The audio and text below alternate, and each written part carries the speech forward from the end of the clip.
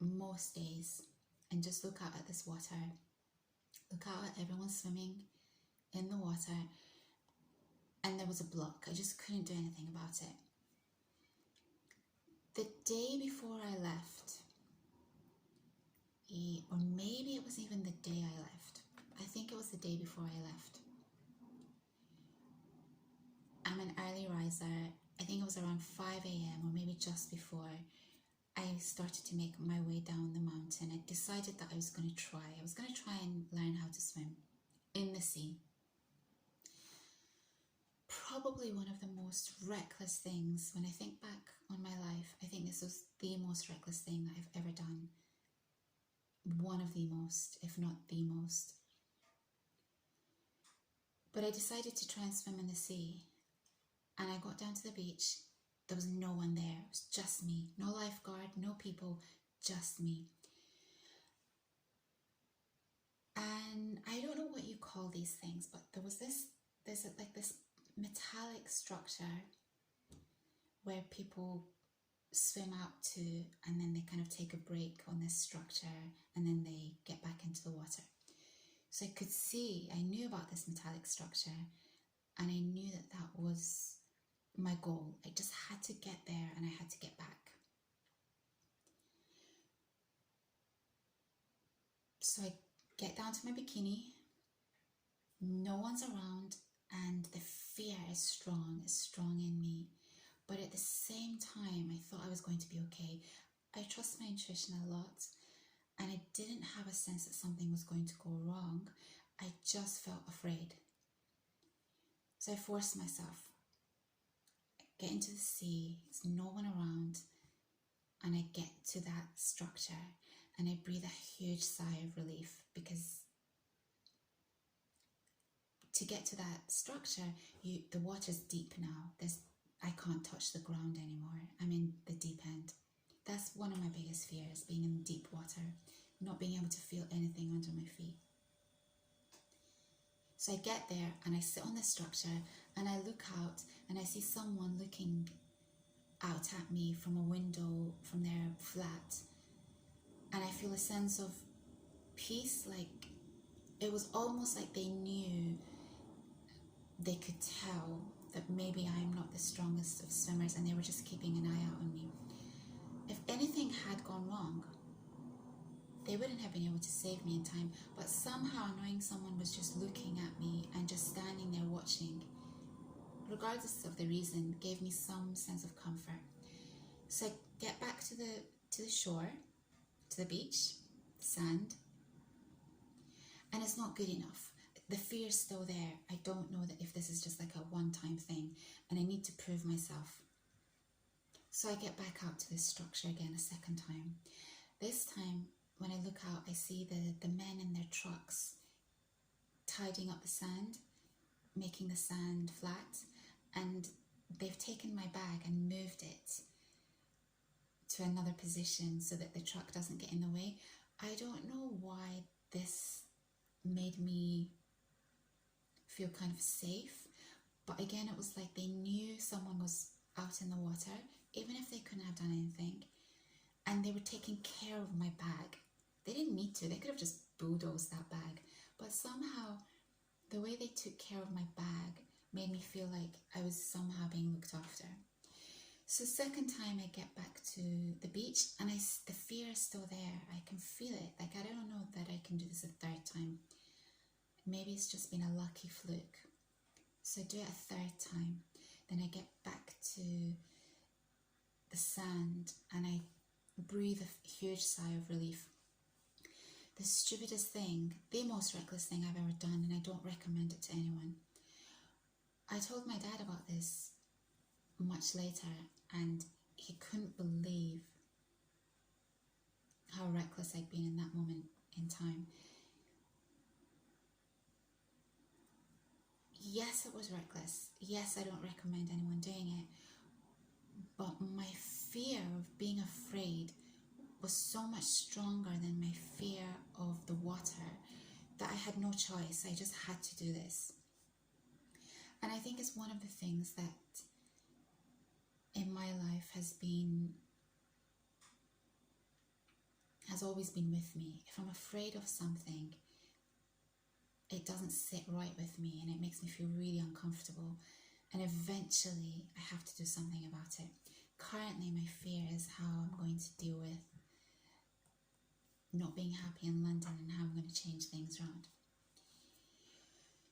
So that was that, and I left the south of France feeling peaceful because it had been bothering me, and I felt like I'd conquered the fear of the water, kind of. Not perfectly, but enough that if I was ever near the beach again, I didn't think I would worry about going into the water by myself without any life jacket on.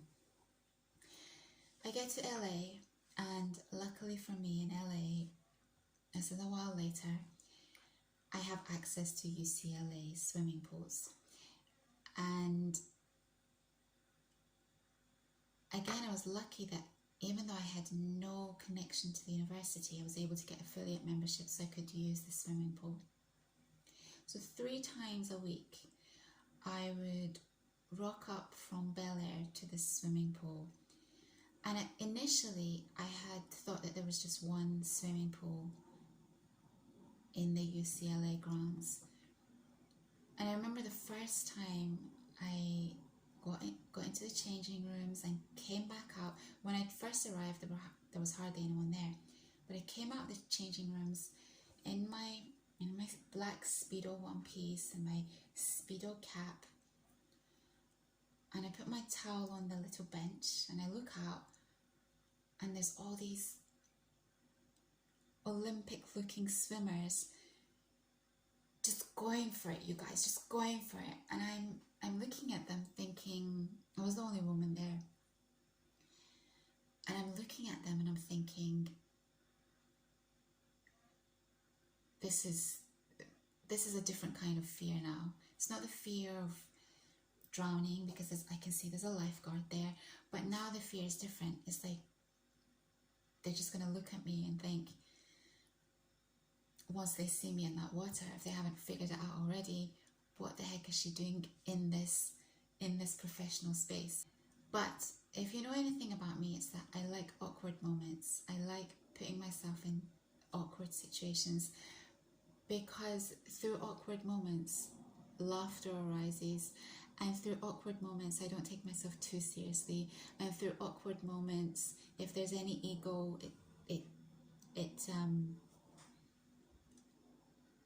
it rubs the ego away, it sands the ego away, and because in awkward moments, you can make connections with people. So this time, I'm like, I'm not gonna be silly. I mean, as a lifeguard there, I don't have to say anything to him, but there are different lanes, and I can see that one lane seems to be the slow lane. How do I know this? Because no one's in that lane. They're all going for Olympic swimming style, and I cannot compete, and I don't want to slow these people down, and I want to be in the slow lane, okay? I want to be in the slow lane. So I see the lifeguard, and I go up to him. I take the walk all the way up to him. He's a muscular guy, and I say, hi, this is my first time using the swimming pool. I'm not a strong swimmer. Some floundering might happen. Do you mind just keeping an eye on me?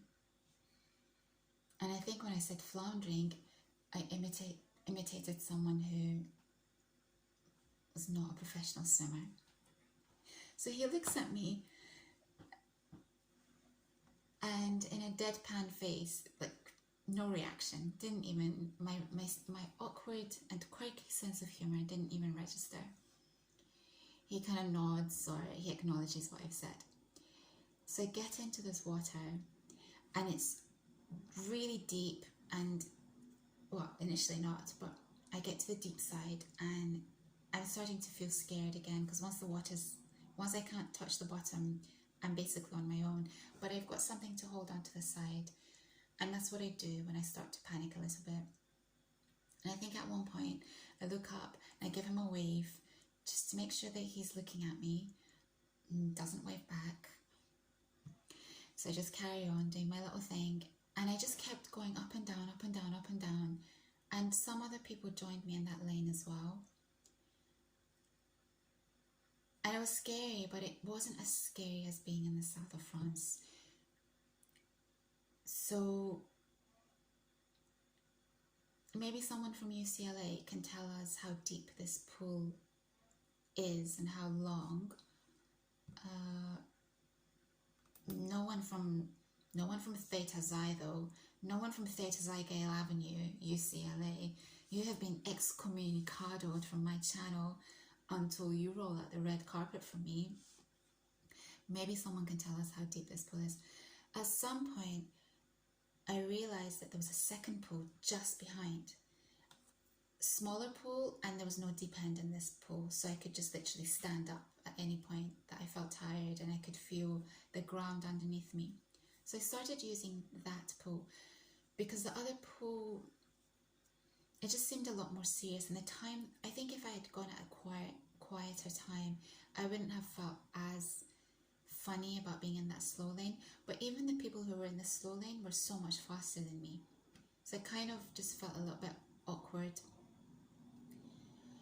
So I decided to use this smaller pool that didn't have a deep end, and it was fine. And my swimming got stronger, and I got a lovely tan, and my body again was in a really nice condition because of the swimming, and I was walking every day to Bel Air and back. Eventually though, because of these two incidents, I have to tell you about Italy though.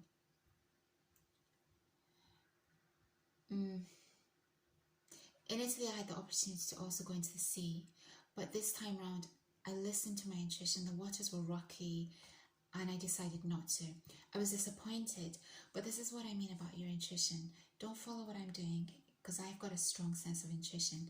In the south of France, I didn't feel, the water was calm, and my intuition wasn't worried for me. I was just afraid.